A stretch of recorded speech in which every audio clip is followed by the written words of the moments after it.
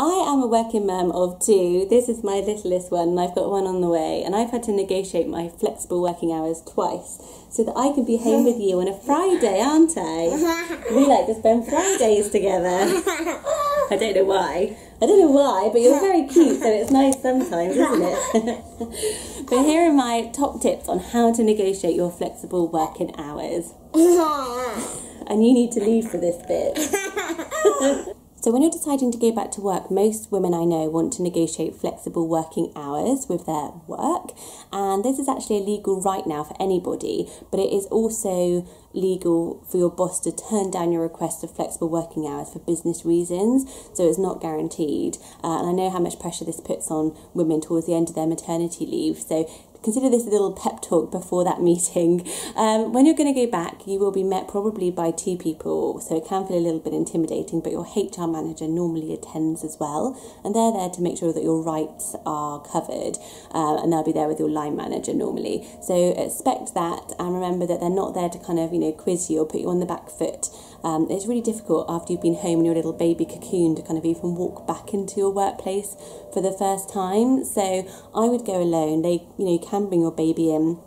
First time I did this, I took my baby in and gave him to a friend to hold during the meeting, because I just really think you need to concentrate, and to get what you want out of that meeting, be really well prepared. Go in and ask for it confidently and clearly, and having your baby there, as we know, who's confident and clear with a baby in the room, not me.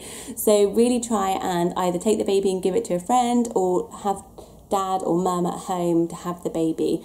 Because it will really help you to focus and prepare for this meeting. When you go in there, this isn't a casual chat. Yeah, what you really want to be doing is showing your worth and reminding them what a brilliant employee you are. And I would do this by talking shop, not baby. So any questions about baby and all these questions, how are you feeling about coming back? It's easy to start chatting away about, how difficult it's going to be or any of that.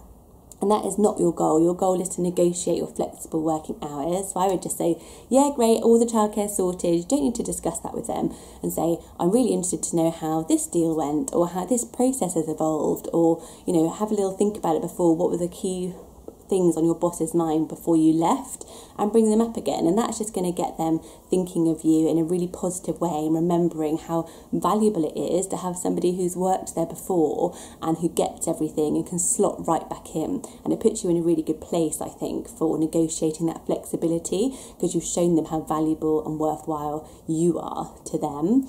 Then be very clear about what flexible hours you want. Don't be vague and say, I kind of want flexibility, what can you offer me? Because that just puts that pressure on your boss. If you go in and say, I want to work Wednesdays from home and a half day on Thursday, then that's a very clear scheme for them, and they can immediately start thinking about how to make that work. So really be clear on what you want, and say, this is how I'm going to do it.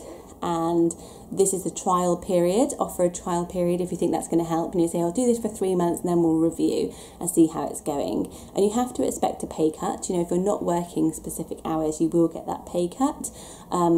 So yeah, that's just a bummer. But you need to make sure while taking that pay cut that you do work the hours that you've taken that pay cut for, because you don't want to be getting paid for a 4-day week with the responsibility and workload of a 5-day week. So also talk to them about how they're going to accommodate your flexible working if you think that's appropriate. So if you're saying, I'm going to be home on a Friday, I'm not going to be contactable, what will happen to the people who report into me on those days? Can they report into you, for instance? And make sure you do that, have that honest conversation now, because otherwise you're just, by hiding it or sweeping it under the carpet, it's going to be your problem when you go back to work, because they won't have considered it. So I hope this is helpful. I was really in business mode then, but I've done it a couple of times and I've been thinking about how to make it work. So if you found this useful, give it a thumbs up and subscribe. Here comes the toddler. I talk about motherhood, but I'm going to do a weekly work topic. I've popped all the topics below. Do let me know if you find them helpful, anything you want to know about back to work, and take care. Bye-bye. Say bye. Bye.